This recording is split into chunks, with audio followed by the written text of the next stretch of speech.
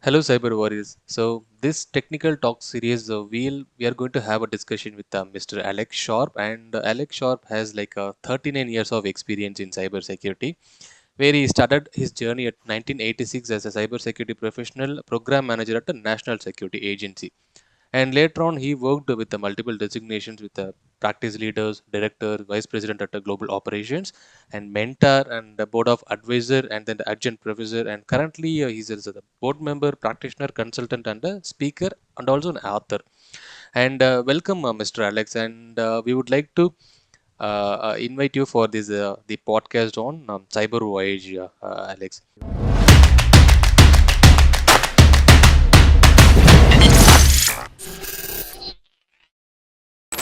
And I'll give you a small introduction about Cybervoyage. Cybervoyage is the cyber education channel where we have started at 2021 September. So far it's been like a 3.5 years. We have a 450K cyber warriors.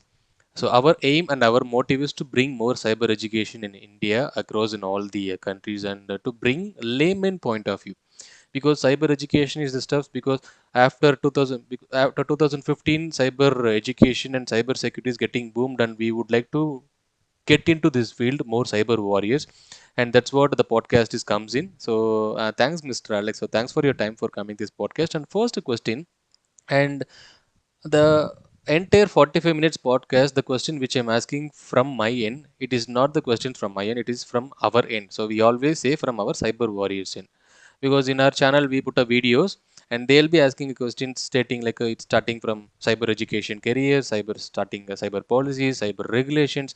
So that's what we are bringing multiple experts to get an insights from you. That's what we got. I've just invited you over here, Alex. And the first question is, we would like to know about, it's been 39 years, like we can say like 4 decades. So 39 years you are into a cyber security space, Alex. And how did you get into the cyber security? Because when I looked at your LinkedIn profile, it was like 15 plus experience, and it was like showing national security agency. You started as a cyber security professional, and how come you become a cyber security professional 40 years back? And I would like to know insights from you, and I need your inputs to make sure our cyber warriors is going to follow you, Mr. Alex. Oh, well, thank you for that kind introduction. I don't know if following me is the right way to go because it was a total accident. And I think your listeners are more deliberate than that. So let me start with the basics. Now, first of all, thank you for having me. I'm very excited. Workforce development is really my passion project, my side passion project. It's very, very important to me. So I'm glad you've invited me to participate here and give back to the community. It's been so good to me. And at the same time, if any one of the listeners want to follow me on LinkedIn or even connect on LinkedIn, it's Alex Sharpe, sharp like a knife with the E on the end. You'll find a couple of us. I am not the Irish singer, and I'm not the economist, and I'm not the golfer. So I'm the cyber guy. With that said, answering your question, the way it happened, like I said, was totally by accident. So when I was in college, when you're graduating, you start to interview, and companies ask you to interview with them. And I got invited to interview with the National Security Agency. Now, at that time, I knew who they were, wasn't as aware as it is today, but I interviewed with them. And long story short, I accepted the lowest paying offer I was given. Totally crazy thing to do, but it worked. And after a few months working there, actually it's probably longer than a few months, after working there for a bit, I got recruited over to the side that did information security. And I'm like, what is that? And like, yeah, we're still not really sure. It's just starting to happen, right? The internet had just converted over to using internet protocol. The web wasn't invented yet. Some of us knew about email because it was a government thing and used it in academia and research and stuff like that. I was like, okay, fine, I'll give it a try. And lo and behold, it just stuck and it grooved. After doing that for a while, I went into the management consulting ranks doing what we now call digital transformation and strategy. I ran a couple of business units where cyber was always there. The cybersecurity space was always there. We still weren't calling it cyber yet. And then over time, probably about 10 years ago, it started to become the major part of my business again. So, in a long winded way, where I started is where I'm ending up. And because of the journey, I picked up a lot of the other skills that are incredibly important to be successful in this space. You know, we largely treat cyber as a technology discipline, where at the end of the day and where we are now is most of what we deal with is not around technology. It's got to fit into the business. So understanding the business is incredibly important. It's global in nature. And along the way in my journey, I dealt with, I've worked with clients in almost 30 countries. I've done like 28 or 29 acquisitions. I've run global operations. So it's been a weird, don't try to repeat this. Just go with the flow. Yeah. Thanks, Mr. Alex, because uh, your answer was because many cyber warriors, cyber warriors, is wanted to get into cyber field, and your insights was valuable to them because you clearly mentioned I've got into NSA even though it is a low pay, because when I was looking at your answer, it seems like you see that as an opportunity, of course, because opportunity Oh, when comes absolutely. exactly when opportunity comes in. And you were also mentioned another thing is apart from this job, other skills is also mandatory, which I was keep on learning, because it's been like 13 years I am not sticking with one technology and then okay, I'm just doing this job 9 to 5 and not like this. But apart from that, you are learning other skills, that is also a valuable insights to us, Mr. Alex. Incredible. And Incredible. you mentioned understanding the business. It is not about the technology fact, even though we have a cybersecurity, cyber education, but understanding what which is required for us, the business is required, that is also which you learn, and this is also a great insights for us. And one more thing is also you mentioned you worked with the 30 countries and 29 projects. That it was a great insights. Whoever wants to get into cybersecurity, of course, they'll follow your insights, Mr. Alex. Thanks for your insights, Mr. Alex. And the second thing is because it's been 39 years when you started, and you also mentioned they don't have any web and they do not have any at that point of time, they don't have any technology as well, so it is keep on growing. But when you look at now, we have policies, we have regulations. But what about the regulations and policies 39 years back? And when we look at now, how about the decade? That is there any difference that you are seeing? Like when you look at the 10 to 20 years back, and there is a policy, they don't have a policy. OWASP Foundation 25 years or 20 years back, they have just initiated a foundation, but there is no industry which clearly focus on cybersecurity, but it is totally different. I would like to know about an insights from you. How about the cybersecurity policy and regulations evolved from that point to this point, Mr. Alex? Well, that's actually a very deep question. It's deceptively it's deceptively simple at the top, but it's very, very important as you dig into it. So, if first and foremost, most people will throw around words like laws, regulations, standards, policies, and they really don't understand the difference and the significance behind them all. So, I would encourage your audience to at least Google, right? Just hit a couple of searches and understand the differences from an authoritative source. So if you look at this from different perspectives, a long time ago, we were very focused on ensuring organizations protected themselves. What's happened over the time is really three key things. One is we've learned to understand that the ecosystem, the sector, the industry, the the ecosystem, for lack of a better term, is actually more important than the individual organizations. So we've learned that, and we're seeing that there's massive changes. Like you'll hear the word resilience, which is governance of AI, and resilience are where I spend most of my time these days. It's really about remaining viable amidst adversity, and not just you as an entity, but the impact on your customers, the sector, your entire ecosystem, your stakeholders. So that's one very important dimension. We've learned that. The second thing we've learned is that it's not just about technology. It's not just technical controls. Historically, cyber has been thought of as a technology problem. Let's give it to the technologists, and the technologists used their technology controls to defend it. And what's happened? The adversaries have learned, let's hit the non-technical sides, right? The people, the process, the organization, and let's go around the edges. So the standards are always trailing, and they've learned to incorporate that. The other thing we've learned is no matter how we try, and no matter how much we spend, we're not going to prevent every incident. So we have to detect and we have to recover.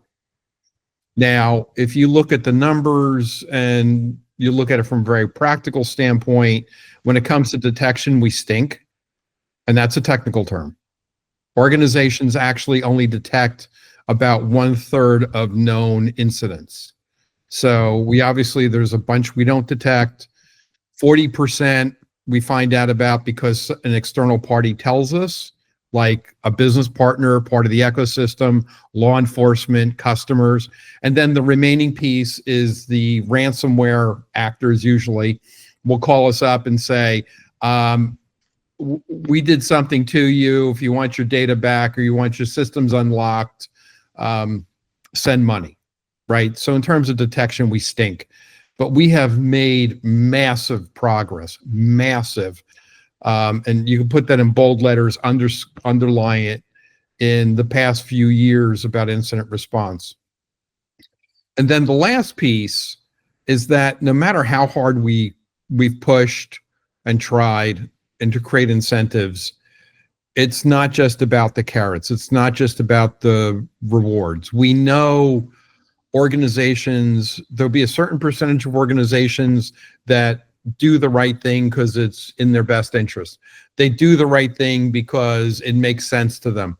But then there's a whole pile that will do everything from give you the illusion they may be doing something or just not do anything at all. And then we need sticks. So we need a combination of carrots and sticks, which we've gotten better at, right? We recognize as an industry we're far from perfect. It's glory and disaster, but all those pieces actually go back to the underlying theme of resilience and how, in many ways, the ecosystem, the piece that you're a part of, is more important than the individual.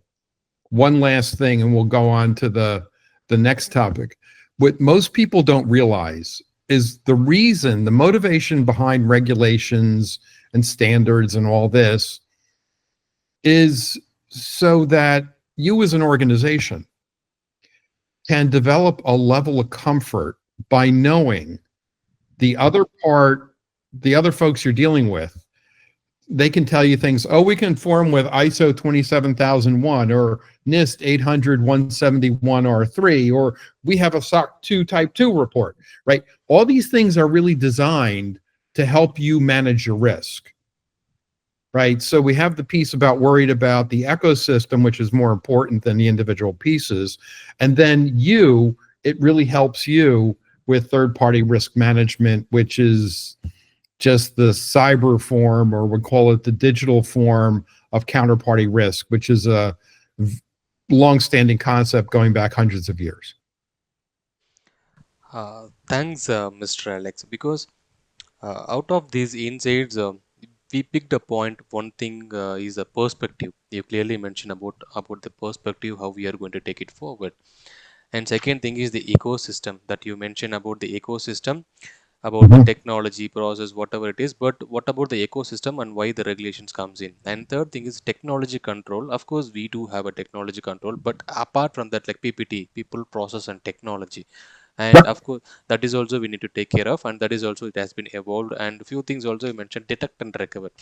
Even most of the organization out of like 3 is to 1. So you mentioned even most of the companies, they detect the vulnerabilities, but still there are non-recovered vulnerabilities, not detected vulnerabilities, still it is there. And a few that is also you mentioned about like 40 percentage of assets it could be detected, it could not be detected. And then you clearly mentioned about the ransomware attacks as well. So Yep. all these things has been evolved. So for the previously based on your insights, it was like it is totally different, and now it is totally different. Even nested to framework, and you mentioned about SOC 2 framework, it is all about the thing that you are going to protect your organization, but out of box thinking, the business impact, if something happened, what is going to happen, that is also still the organization is facing such kind of thing, like they are still looking for it. And it was a great insights, Mr. Alex, and thanks for your insights, Mr. Alex. And now it's been like as I already mentioned, 39 years it has been evolved, and based on your experience, and I've got a lots of insights.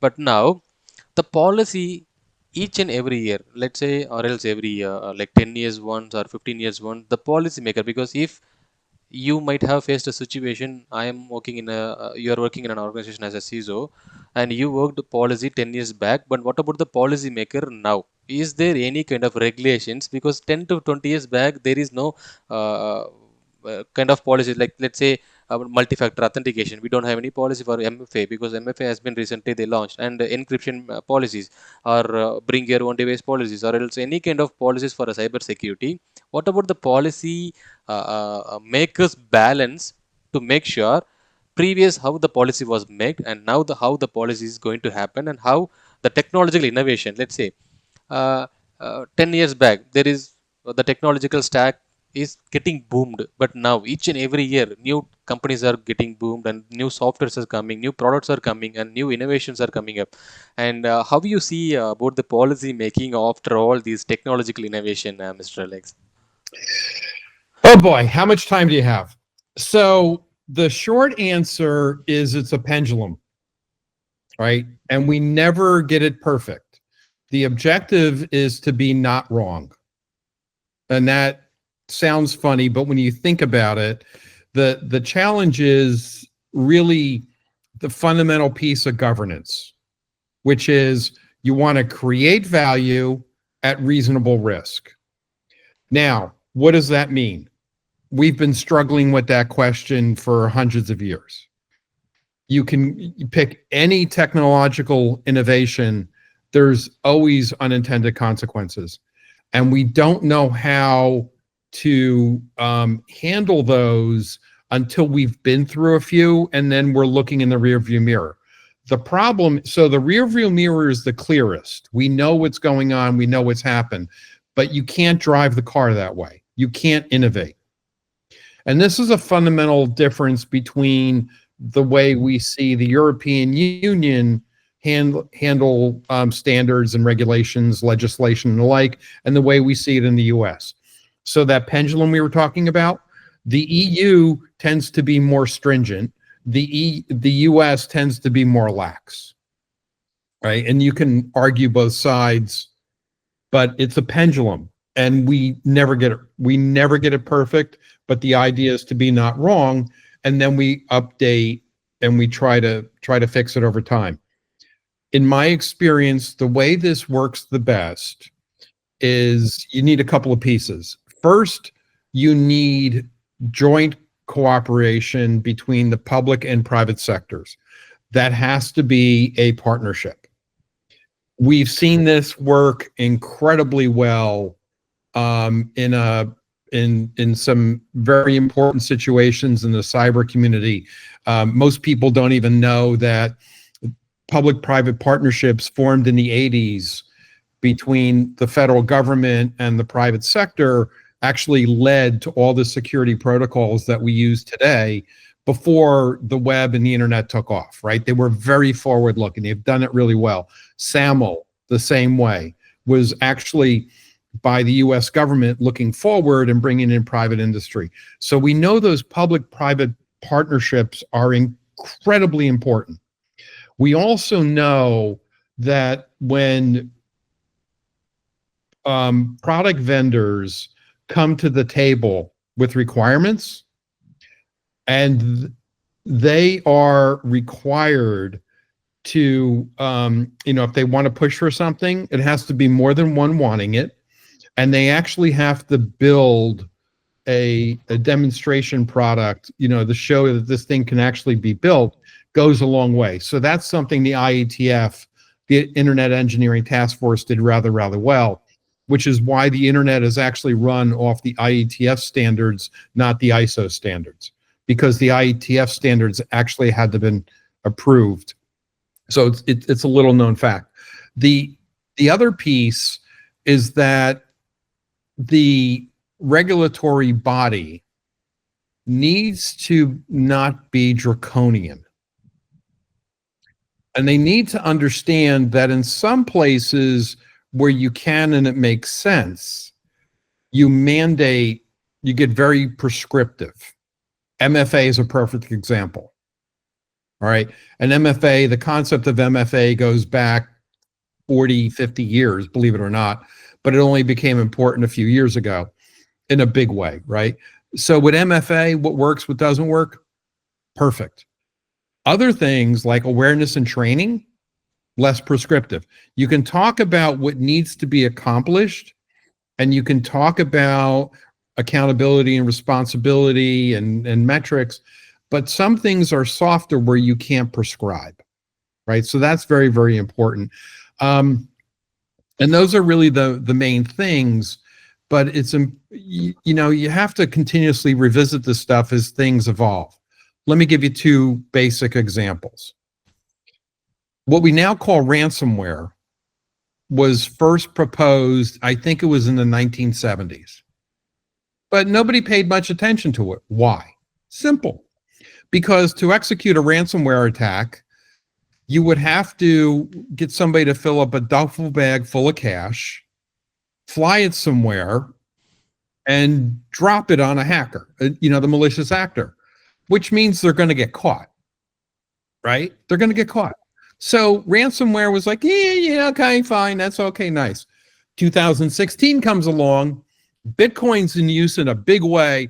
Bam, bam, bam, bam, bam. We start getting hit with ransomware attacks. We start finding out very quickly people are backing up, but maybe they're not testing the restoration process, or they're sending their tapes off-site to be stored in a salt mine in the Midwest, and they can't get them back for 2 weeks. We start finding all this stuff out. So everybody's running around with their hair on fire going, ransomware. But the reality is we knew about it for years, right? So you have to update based on changes in technology. And quite often, it comes to you when you're smacked in the face with it.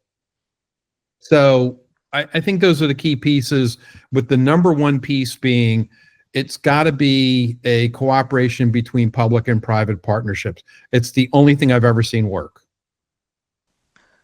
Thanks, Mr. Alex. So you've given a nice example. It is kind of a pendulum. So it was a good example, and thanks for that example, Mr. Alex. And one more statement also you just gave. Objective is not wrong, and create a value, Yep. reasonable risk. So Yep. even your company or any companies would be having a policies, procedures, or whatever it is, but you will be having a risk in future or present, or you might have some risk on past. So, but even if the attack surface you can reduce, you cannot make sure your systems are 100% secure. That's what we are creating a value for a reasonable risk. And few points also you mentioned about how this can be enhanced, the joint collaboration between public and private sectors, and Yes. regulations body also you mentioned, and awareness and training, because awareness trainings are very much important. Even most of the cyber educations or cyber security attacks in internal, like say like any corporate employees, most of the cyber attacks, if you look at our surveys, they clicked via phishing links and they will be clicking on links, and even for those things we need education across all the areas. And in this discussion you mentioned about regulatory body, Mr. Alex, and now this generation and every corporate, they are promoting zero trust architecture.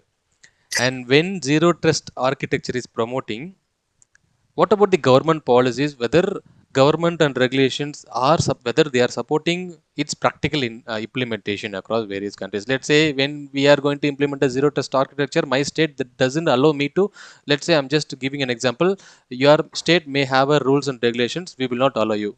And in at that point, but government policy and regulation, whether are they supporting for a practical implementation across various industries? Because the first question you mentioned about the industries, automotive industries and oil and gas industries, techno industries, core industries, but what about the industries, whether if you are implementing zero trust, whether all the industries are getting supported or else it is not getting supported, whether is there any decline or blockers that we get from industries or government sectors, Mr. Alex? Oh boy. Let me march through that. You're asking a lot of deep questions with a lot of pieces to them, and I'm trying to respond to all of it. So if I miss anything, please let me know. And first of all, going back to the last thing, something that cyber professionals have to understand is every businessman on the planet knows that they have to balance value creation and risk. It's burned in your head in business school. It's burned in your head from day one, starting in the work environment. Technology folks, cyber folks, seem to come from the perspective of, if I work and try hard enough, I'll be able to make it 100% secure. So that is one of the fundamental places we go awry. So I'd encourage your audience to keep that in mind, right? We sometimes talk in the system engineering field as the art of good enough. And I would encourage cyber professionals to start thinking that way, or trying to think that way. Your job is to be a little more conservative, right? Because you're on the defense side. So, but think that way. So the zero trust piece, let me start by saying I've actually co-chaired a couple of zero trust industry groups. And if you Google some of the documents, you'll see either I'm the primary author or a key contributor to those. So I have some feelings about it. The concept of zero trust, let's go back to what it really is. It's 80% identity and access control. It's 20% controlling the blast radius, usually through segmentation. Zero trust is a set of long-standing concepts bundled together in principle.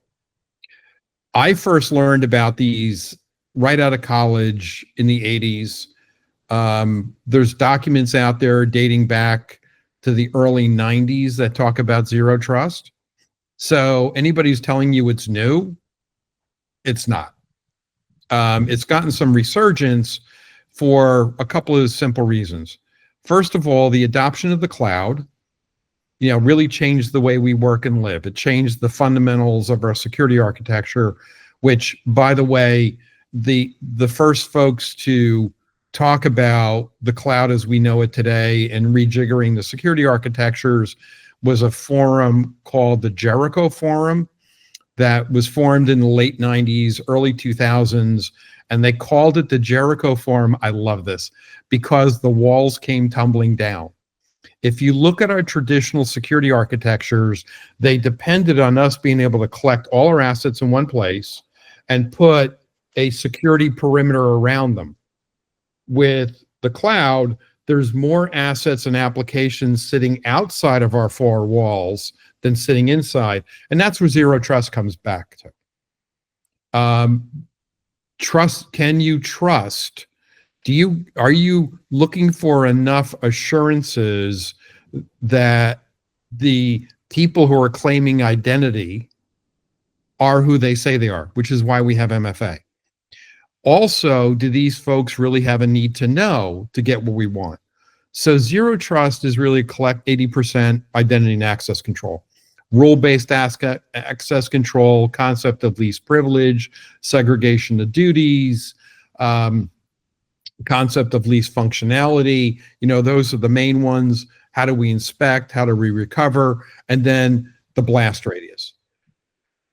Ransomware, perfect example. So if you look at the statistics, unfettered, when a machine gets infected with ransomware, on average, they infect 22 others. So let's keep the numbers simple. Make it 20. 20 get infected, 400 get infected, 8,000 get infected, right? And then 160,000. So within 3, 4, 5 hops, you've got basically everybody inside your organization plus people on the outside. One company in California, name shall remain nameless, because they had unfettered access and ransomware, they actually took out a major university when they got hit with ransomware, right? So control the blast radius. 80% about access control, 20% is assuming things are going to happen. Let's contain the blast radius. So I hope I hit all the points. Exactly, Mr. Alex. You just given the percentage about, let's say, when it comes for the policies, or when it comes for the frameworks, you just gave 80 percentage that we have a IEM. So in any organization, so 80 percentage of things is all about the identity access management and identity access controls, where it could become devices, networks, or whatever it is, that will becomes under 80 percentage of all the organization.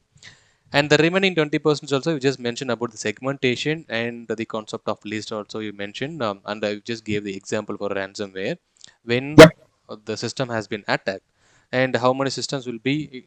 It is kind of if one system has been attacked, one will becomes for the 10, 10 will be in the 100, and 100 will be 200, and for that, out of 100, and which one needs to fix first, that is also just given a proper and good example, Mr. Alex. It was a great insights for us.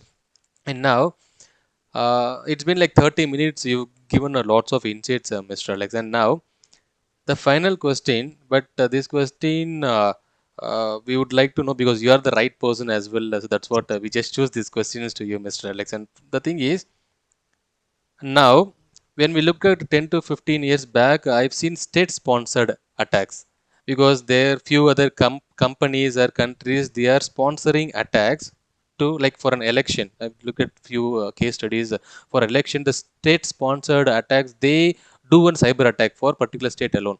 Now, how can a nation build a stronger cyber resilience? We can say, let's say, a state one, state two. Now, the state one is trying to attack state two. Now, a nation can build a cyber security as a resilience to defend against such a kind of attack. And now, how we can build a new kind of frameworks for this, particularly on state-sponsored attacks and the critical infrastructure as well, Mr. Alex, because our country has lots of critical infrastructure assets, and now, and we are also vulnerable to state-sponsored attacks. Now, our nation is going to build a new cybersecurity policies. How do we build, and how we can build a new and stronger cyber resilience to prevent our company or our countries from the state-sponsored attacks? So you're the right person. We need to get some insights from you, Mr. Alex. I love it. I love it. Fantastic question. So, a couple of things. In the United States, I would encourage your folks to look at the National Cybersecurity Strategy published in February 22, February 23. It's still out there, but it really maps this all out in a very important way. And then let's talk about that a little. So I like history, right? History rarely repeats itself, but it rhymes, which is a fancy way of saying the the themes remain the same. They just, the particulars just change. So we have known for thousands of years, all of human history, that these things happen, right? Nations spy on each other. We use whatever means we can. Companies spy on each other. It's the way it happens. So what's changed? Well, the world's gone digital. So if you look at it, probably about, I forget the dates, but right now, last numbers I looked at, it turns out the global domestic product is about 75% digital.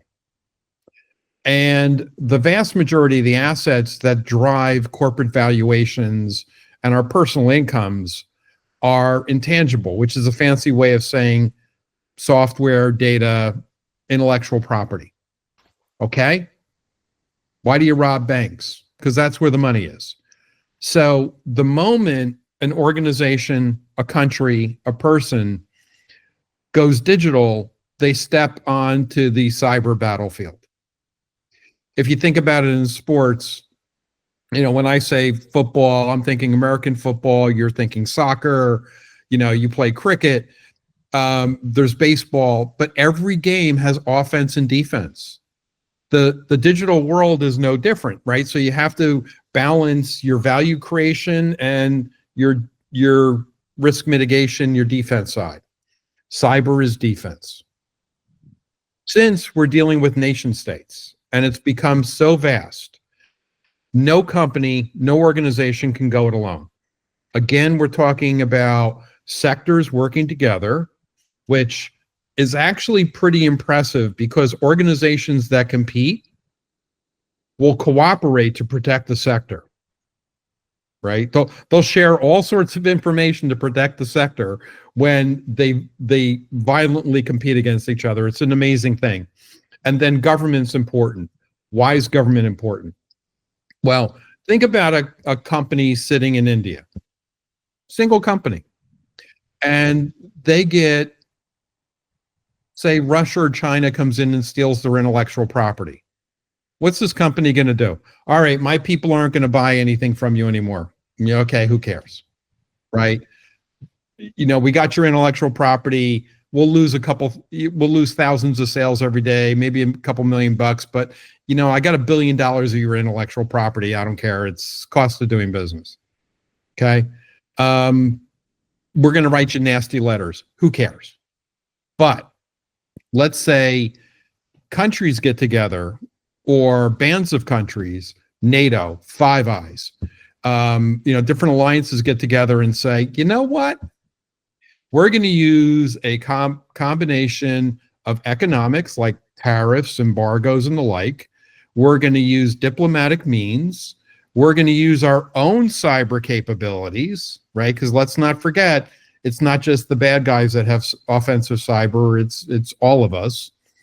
And then there is also kinetic, right?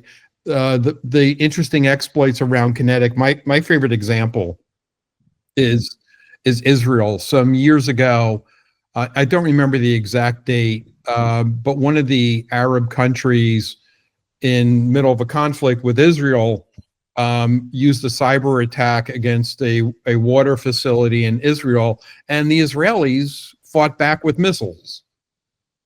Right? You know what? That would get my attention if I was a country. Right? And it did. It's actually considered the first kinetic response to a cyber attack.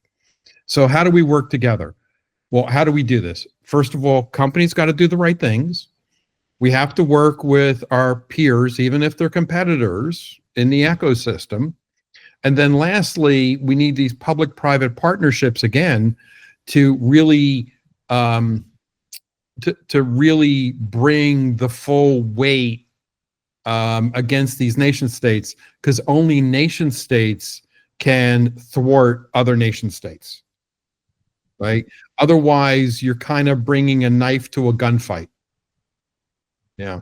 So, and again, I think two good places to look at this is the U.S. cybersecurity strategy. It was published in 2022 or 2023. Great document. I think it gives a lot of insight. And then also NATO, the NATO agreement has a lot in there. Article 5, which is what determines war and actions during war, was updated in 2021, um, just shy of a year before Russia went into Ukraine. Sure, Mr. Alex. So you've just mentioned about the percentage, like overall global, 75% are from digital and 25% are from data and softwares or intellectual properties. And then also you mentioned about the Israeli, some kind of Israeli's water flooding attacks. Also you mentioned, because even I have read a few case studies. Also there was a even many case studies, digital weapon case studies, when I was looking at those things, and few companies are targeting the other nations and through drone attacks. Recently I've seen a drone intelligence frameworks when I was looking at drone intelligence, and that is they're also doing kind of cyber attacks via drone. And they have and like there are many things when I was looking at the case studies, Alex. So it was a great insights from you, Mr. Alex. So it's been like 45 minutes of discussion with you, Alex. So there was a lots of insights we got from your end. So first thing is the workforce development you just gave, and about the laws and then the regulations information that you gave, and later on you just gave about the pendulum structure for objective is not wrong statement, and they've got lots of insights from you. And then people process technology. So when we are implementing a new process, it is not something only about the technology, it is about the people process technology non-technical part as well. That is also a great insight that we got from your end. And a business perspective, because every person who do run a business, of course they need to value and then they need to risk based on creating a value, and of course they need to reasonably reducing a risk. That is also we got an insight from you. And about the IAM, 80% of IAM when it comes to the infrastructure part, and 20% are from the segmentation. That is also we just mentioned, Alex. And finally about the state sponsored attacks, also you just gave the documentation and the percentage of the assets in digital, Mr. Alex. So it's been like 45 to 50 minutes. We got a lots of insights from you. So all these insights, and our cyber warriors are watching this video. Of course, after this they'll be watching, and of course there are many persons who will be getting into cyber security based on your insights. Of course, we are very thankful for you, Mr. Alex.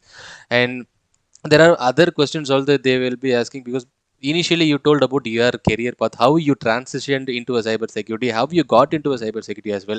Of course this will inspire them, and the people who is doing a college now, and they are at 22 or 21 age, and when I was doing cyber security my age was 25, and now 16 12 year student, they is speaking about cyber security, they are talking about Jarvis. Because I got this information via Instagram. Hello, brother. So we would like to create a project, and I am creating a project just like a Jarvis Iron Man. So he's telling like that. So his age is 12 to 10. So the people mindset and the students and the kids mindsets are very futuristic, and of course, based on your insights, they are going to be a cyber warriors in future. They are going to be a, of course, there will be a new resource person coming, scientist will be coming in. And thanks for your Mr. Your insights, Alex. And thank you so much for your inputs, Mr. Alex. Oh, thank you. Thank you for having me. This is a lot of fun. And again, if anybody wants to follow me on LinkedIn or connect, feel free. Feel free. Workforce development and giving back to the community that has been so good to me is an important thing for me. So anybody, who would like to connect or on LinkedIn or just follow, please. Thank you. Thanks, Alex. I'll also mention your username when I was posting this video. When I'm about to post a video, I'll be tagging you in a LinkedIn as well. So, and of course, if cyber warriors are watching it, please do reach out to Alex if anything required. And thanks, Mr. Alex. Thanks for your time. Oh, thank you. Thank you.